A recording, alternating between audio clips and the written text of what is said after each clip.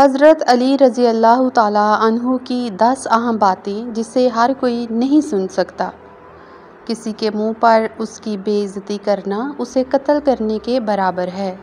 हर चीज़ का एक बीज होता है और दुश्मनी का बीज मजाक करना है। ज़ुबान से निकले हुए अल्फाज जिस्म को नहीं बल्कि रूह को ज़ख्मी करते हैं। कोई कमज़ोर शख्स तुम्हारी बेइज्जती करे तो उसे बख्श दो कि बहादुरों का काम माफ़ कर देना है। अक्लमंद हमेशा गमो फ़िक्र में मुब्तला रहता है।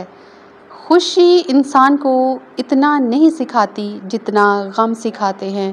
किसी शख्स पर उस वक़्त तक भरोसा ना करना जब तक उसे गुस्से में ना देख लो। करीबी रिश्तेदारों की अदावत बिच्छुओं के डसने से ज़्यादा दर्द पहुंचाती है। Please like, share and do subscribe my channel for watching more videos. Thank you. खुश रहें, खुशियाँ बांधें।